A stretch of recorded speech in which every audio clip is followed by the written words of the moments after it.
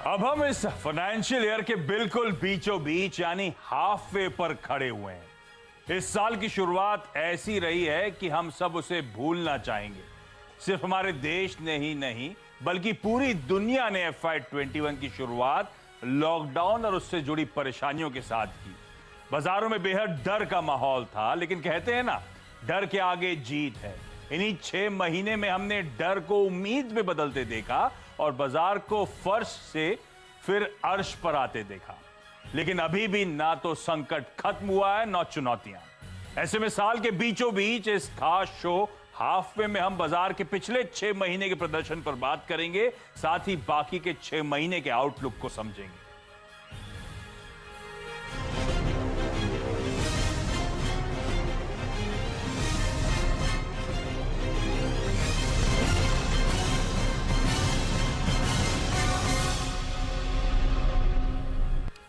हाँ, तो ये जो फाइनेंशियल ईयर FY21 इस समय चल रहा है, उसके एग्जैक्टली 6 महीने पूरे हुए हैं।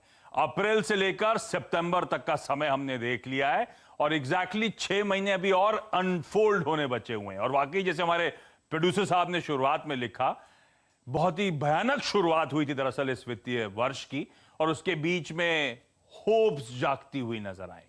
तो अगला आधा घंटा इसी पे डेडिकेट करना चाहूंगा। एक तो समझेंगे ये लास्ट 6 मंथ्स कैसे पैन आउट हुए इक्विटी मार्केट्स के लिहाज से, और आने वाले 6 महीने में हम लोग के लिए क्या इन स्टोर है। बात होगी मोतीलाल ओसवाल के हेमंत जानी और manasjaiswal.com के मानस जायसवाल साहब से। आप दोनों का स्वागत है।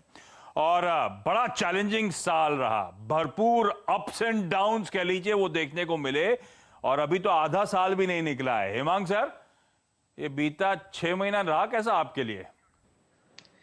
देखिए आशीष जी, जब मार्च में हमने फॉल देखा था तो लग रहा था कि बहुत बड़ा प्रॉब्लम होने वाला है, और कोई कितना समय तक इस तरह के हालात में हमें गुजरना पड़ेगा उसका कोई क्लैरिटी नहीं था। और जिस तरह के पुल बैक्स हमने देखे हैं मार्केट में, इकोनॉमी में, और जिस तरह का रेजिलियंस लोगों ने दिखाया है वो रिमार्केबल है। कभी भी नहीं सोचा था कि इस तरह का बाउंस बैक हमें देखने को मिल सकता है, इतना ज्यादा कॉन्फिडेंस हमें देखने को मिल सकता है। तो डेफिनेटली जिस तरह का पेन हमने देखा उससे ज्यादा उसकी जो बाउंस बैक और उसकी रेजिलियंस है वो हमने देखी है। ये तो इक्विटी मार्केट्स की बात, लेकिन डर तो अभी भी है। डर कम जरूर हो गया है, चाहे वो मजबूरन डर कम हुआ हो, लेकिन हाँ, काफी हद तक डर कम हुआ है।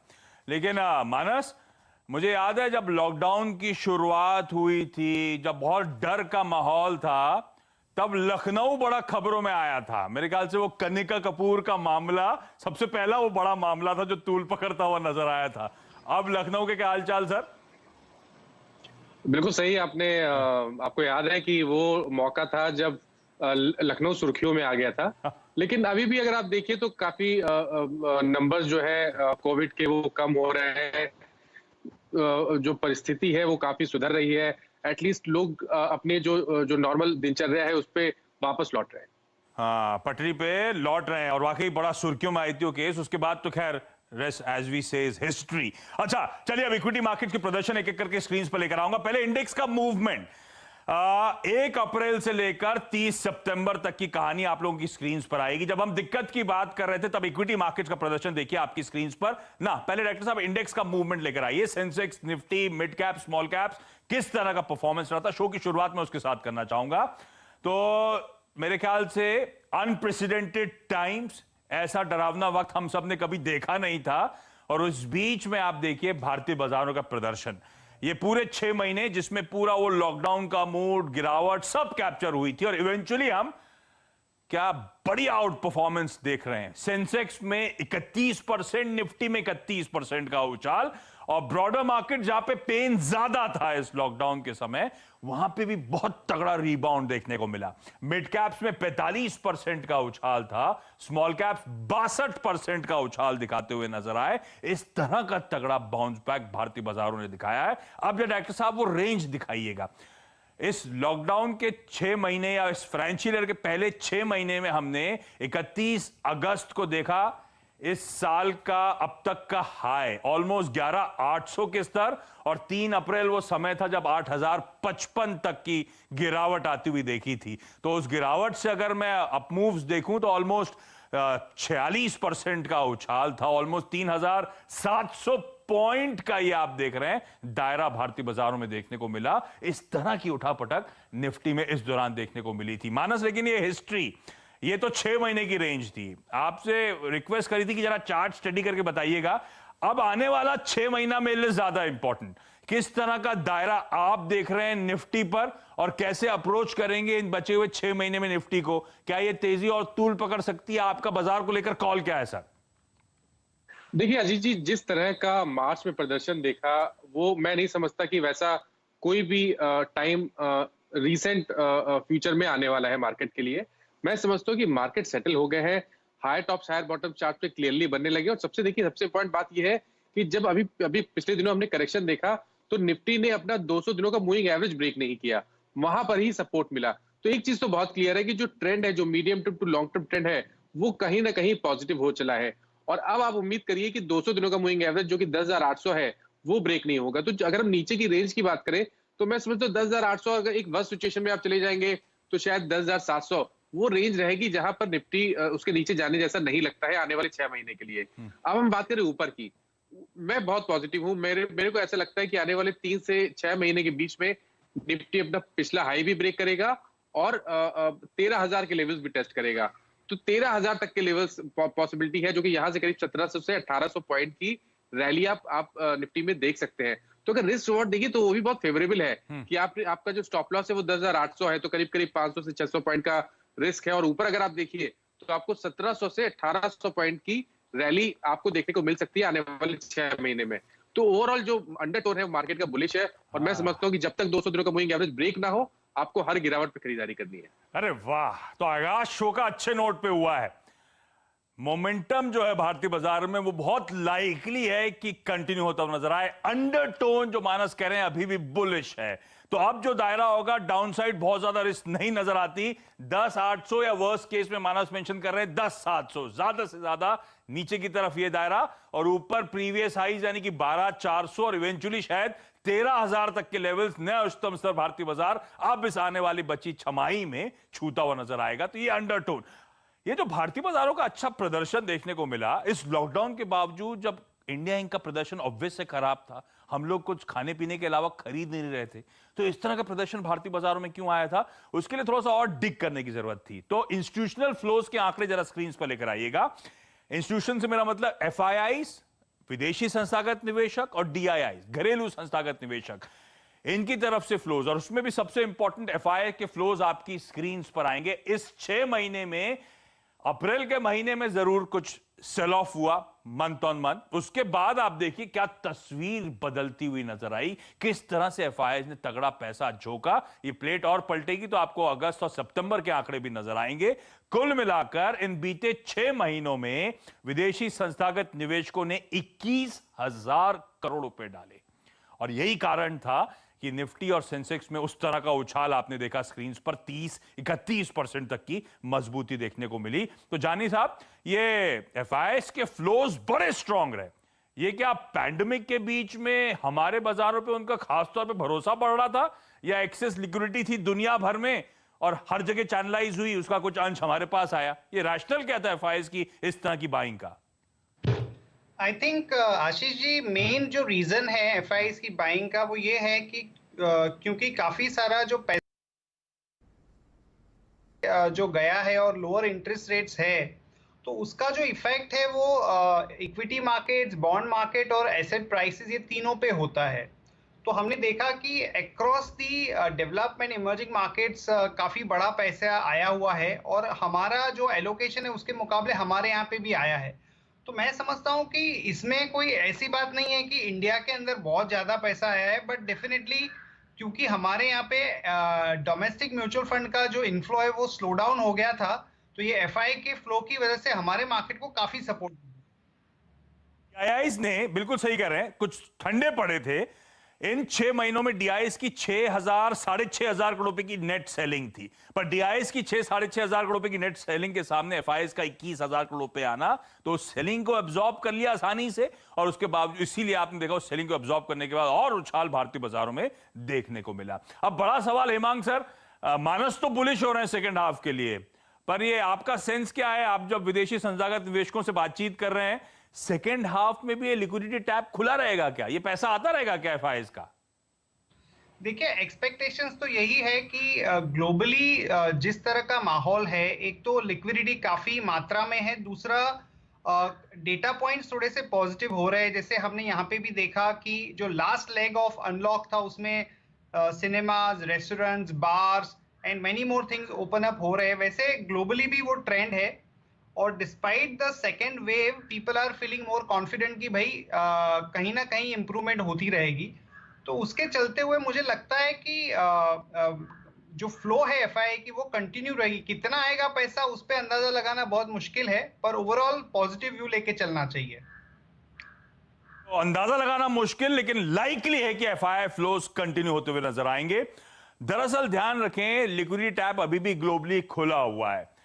अमेरिका में आपने नीरज रोज सुबह चैनल पे मेंशन करते हैं कि वो बातचीत चल रही है, डेमोक्रेट्स की तरफ से नया प्रपोजल आ रहा है, तो वहां पे भी पैसा आना है। लक्ष्मण यहां पे पिकअप कर रहे हैं कि हमारे यहां भी एक स्टिमुलस पैकेज की तैयारी हो रही है, तो दुनिया भर में ऐसा ही हो रहा है। तो स्टिमुलस पैकेजेस लाने की, इकोनॉमी को स्टिमुलेट करने की, सहारा देने के लिए पैसा झोंका जा रहा है, और पैसा जो झोंका जा रहा है तो लिक्विडिटी टैप्स होपफुली साल के सेकेंड हाफ में भी ड्राइड आउट नहीं होंगे, वो पैसा शायद फ्लो होता चला जाए। ये अच्छी खबर आती हुई। अच्छा, अब अगला लेग पे मूव करता हूं प्रेजेंटेशन के, और वो है सेक्टोरल रुझान।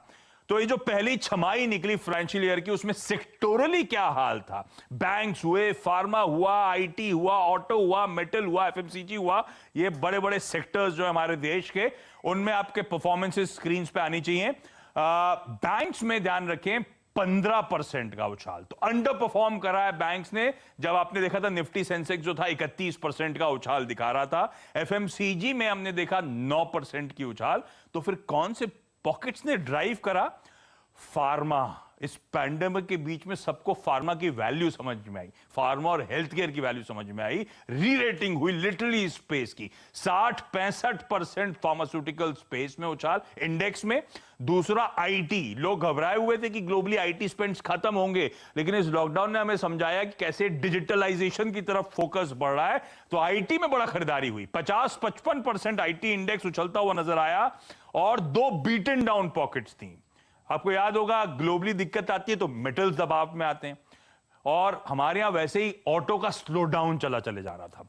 इन दोनों में जब पैसा आया तो अंडर परफॉर्मिंग पॉकेट्स ने आउट परफॉर्म करना शुरू करा। तो ऑटो में 69%, मेटल्स में 48% का उछाल था। इस तरह से सेक्टोरली प्रदर्शन रहा इस पहली छमाही में। लेकिन मानस, मैंने आपसे निफ्टी का कॉल लिया, निफ्टी के सामने बैंक निफ्टी में एक मैसिव अंडर परफॉर्मेंस रहा है। अब मुझे यह समझाएं आप लोग का बैंक निफ्टी पे कॉल क्या है? क्या एक्सपेक्ट करूं इस सेकेंड हाफ में बैंक निफ्टी कैचअप करता हुआ नजर आएगा? पॉसिबल है कि आउट परफॉर्म करेगा? देखिए, बहुत बड़ा अंडर परफॉर्मेंस देखने को मिला है बैंक निफ्टी में पिछले 6 महीने में, लेकिन आने वाले 6 महीने शायद इतने खराब नहीं होंगे बैंकिंग के लिए, क्योंकि अगर आप चार्ट देखिए तो वहां पर एक चीज बहुत क्लियर दिखती है कि बैंक निफ्टी ने ऑलरेडी एक बॉटम जरूर बना लिया है 20,000, 20,200, 20,400 की रेंज में। वहां पे बहुत सपोर्ट दिखता है, तो उसके नीचे बैंक निफ्टी जाने जैसा लगता नहीं है। अब अगर एक कॉल लेना होगा और एक ट्रेड लेना होगा बैंक निफ्टी पे, तो मैं समझता हूँ कि आउट परफॉर्मेंस देखने को नहीं मिलेगा, लेकिन इतना अंडर परफॉर्मेंस देखने को नहीं मिलेगा। इसलिए खरीदारी करने के मौके हैं बैंक निफ्टी में। 20,400 ये आपके स्टॉप लॉस के स्तर होंगे, और मैं उम्मीद करता हूँ कम से कम 3 से 6 महीने में आपको 25,000 तक के लेवल जरूर देखने को मिलेंगे। मेरे ख्याल से 25,000 पिछली बार के हाईज थे, तो वो लेवल्स जरूर देखने को मिलेंगे बैंक निफ्टी में। 32,000 के हाईज थे, बट अभी अगर बीच में देखिए तो एक 25,000 के हाईज बनाए थे बैंक निफ्टी ने, मेरे ख्याल से कुछ पिछले महीने या उसके पहले 25,000 तक के हाई बनाए थे। तो 3,000 पॉइंट की रैली आप बिल्कुल बैंक निफ्टी में देख सकते हैं, लेकिन अभी भी मैं वही मेंशन करूंगा कि यहां पर आपको आउट परफॉर्मेंस देखने को नहीं मिलेगा। तो बैंक निफ्टी परफॉर्म करेगा, आउट परफॉर्मेंस नहीं होगा। अगर आप पिछले 6 महीने के डेटा के साथ देख रहे हैं कि अगर बाजार को और चलना है तो शायद बैंक्स आउट परफॉर्म करेंगे, मानस क्लियर कर रहे हैं ऐसा शायद ना हो।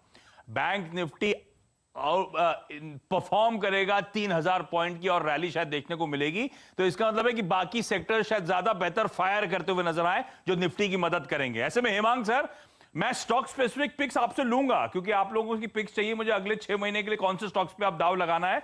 लेकिन सेक्टर्स के लिहाज से ये समझाएं, कौन से 1-2 सेक्टर्स हैं जिसपे आप बची छमाई के लिए आप लोग खासतौर पे मोतीलाल ओसवाल में बुलिश हैं?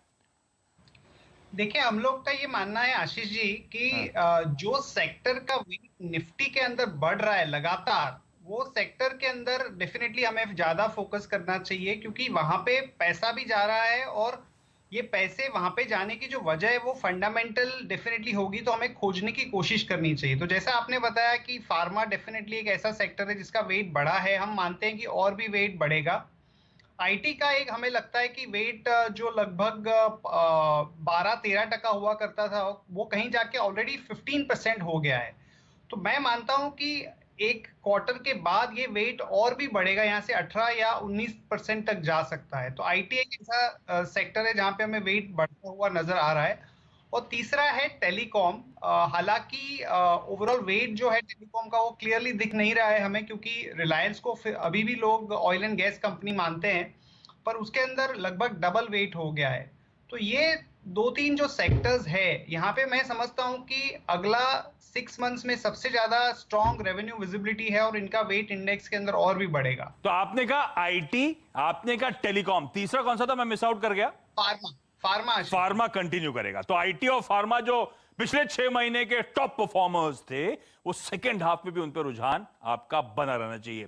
क्योंकि आपने टेलीकॉम की बात करी, तो जरा मैंने अच्छी अच्छी रोजी पिक्चर प्रेजेंट कर दी आपको इस हाफवे मार्क तक की। जरा निफ्टी के टॉप लूजर्स दिखाइएगा। तो ऐसा नहीं है कि सब कुछ चला है, कई सारे स्टॉक्स हैं जो इन 6 महीनों में दरअसल निगेटिव रिटर्न्स देते हुए नजर आए। कोल इंडिया, एचयूएल बहुत तगड़ी तेजी दिखा चुका था, है ना, उसके बाद थोड़ा सा सबड्यूड ट्रेड रहा। आईओसी, एसबीआई, तो ज्यादातर सरकारी कंपनीज अंडर परफॉर्मर्स रही, खराब प्रदर्शन करा। इस प्लेट को फ्लिप करेंगे तो इसमें आपको दो और स्टॉक्स नजर आएंगे। एसबीआई के अलावा एक भारतीय एयरटेल है, 5% का उसमें भी इस हाफवे मार्क तक दबाव ही नजर आएगा, जब इसका पीयर टेलीकॉम की न्यूज के चलते गजब का आउट परफॉर्मेंस दिखा चुका है रिलायंस इंडस्ट्रीज। मानस, थोड़ा सा फंडामेंटल से परे हो रहा है वो, इसीलिए मैं आपसे टेक्निकल राय लेना चाहूंगा भारतीय एयरटेल को लेकर। अगले 6 महीने में क्या निफ्टी के टॉप गेनर्स में भारतीय एयरटेल शुमार हो सकता है? ऐसी कोई सुगबुगाहट नजर आती है चार्ट्स पे क्या? नहीं, मैं नहीं समझता आशीष जी कि ऐसा कोई भी आउट परफॉर्मेंस भारतीय एयरटेल में देखने को मिलेगा। देखिए, जनवरी या फेब में हमने स्टॉक का एक ब्रेकआउट देखा था लॉन्ग टर्म चार्ट से 520 रुपए के आसपास, और उसके बाद करीब 3 से 4 मंथ तक और हम सब भारतीय एयरटेल को रिकमेंड कर रहे थे। लेकिन उसके बाद जब ट्रेंड रिवर्सल आया और स्टॉक ने लोअर टॉप फ्लोर बॉटम बनाना शुरू किया, तब बिल्कुल क्लियर साइन आ गया था कि नहीं, अब यहां से एक गिरावट देखने को मिलेगी। और जब मेरे ख्याल से कुछ हफ्ते पहले ही स्टॉक ने अपना 200 दिनों का मूविंग एवरेज ब्रेक कर दिया, तो वहां तो बिल्कुल पिक्चर क्लियर हो गई कि नहीं, ये इसका ट्रेंड बेयरिश है और अब ये सेल ऑन रैलीज का स्टॉक है। तो मैं अभी भी समझता हूँ कि भारतीय एयरटेल में यहां से भी करीब 50 से 60 रुपए का डाउन साइड देखने को मिल सकता है।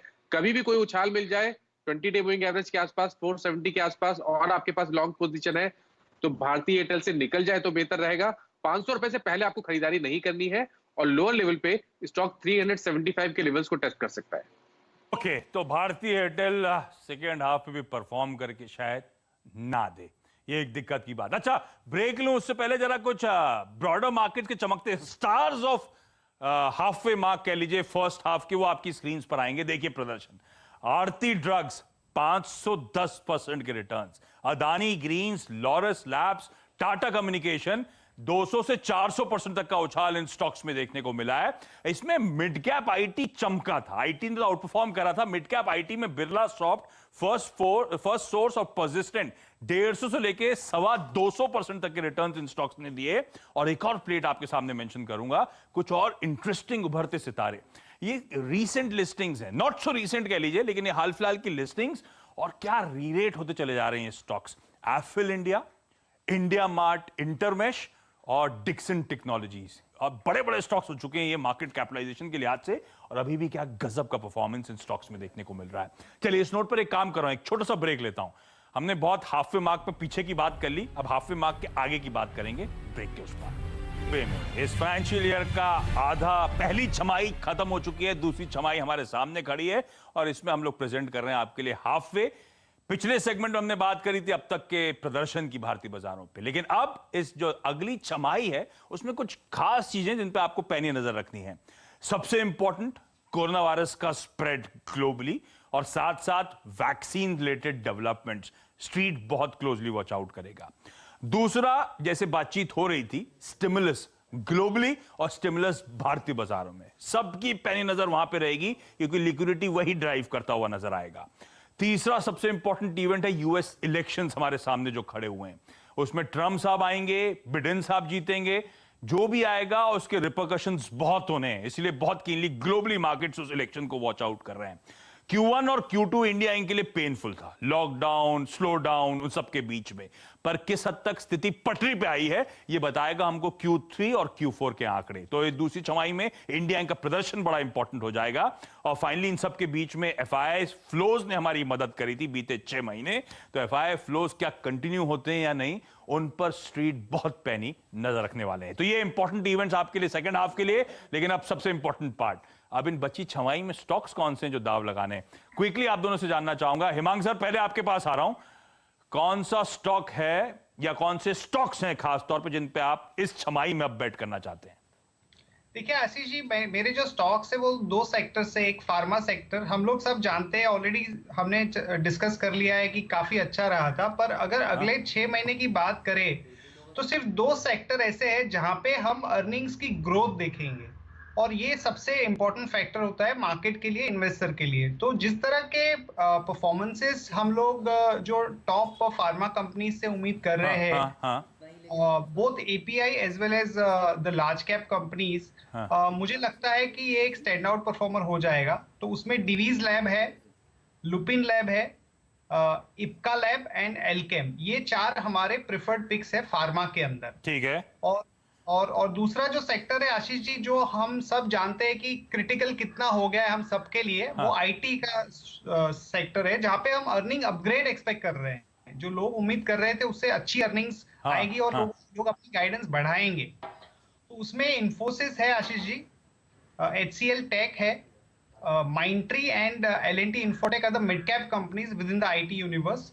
तो ये हम समझते हैं कि अगले 6 महीने के लिए ये 2 सेक्टर के अंदर जो मैंने स्टॉक्स बताए, इनकी परफॉर्मेंस काफी अच्छी हो। यही दोनों सेक्टर्स पे दाव लगाने हैं और ये 4 दोनों सेक्टर्स की बेहतरीन पिक्स आप लोगों की स्क्रीन पे, इनको नोट डाउन कर लीजिए। मानस, क्विकली आपकी तरफ से अगली छमाही के लिए कौन से सबसे बेहतरीन स्टॉक्स? देखिए, ऑटो क्षेत्र से एस्कॉर्ट्स पे अभी भी दांव लगाएंगे। ऑलरेडी हमने एक बड़ा मूव देखा है, लेकिन यहाँ पर अभी भी खरीदारी करने के मौके हैं। तो एस्कॉर्ट्स में खरीदारी करेंगे, 1100 के स्टॉप लॉस लगाएंगे, 1700 के टारगेट रहेंगे। और IT क्षेत्र से विप्रो ने एक लॉन्ग टर्म चार्ट से ब्रेकआउट दिया है, तो मैं समझता हूँ विप्रो में पोटेंशियल है 450 रुपए के लेवल्स को टेस्ट करने का। तो यहाँ पर भी खरीदारी करेंगे, 250 के स्टॉप लॉस रखें। इंटरेस्टिंग है। तो पहली छमाही में जो पॉकेट्स चली थी, दूसरी छमाही में एक्सपर्ट्स उन्हीं पॉकेट्स पे दाव लगा रहे हैं, फार्मा, IT, ऑटो।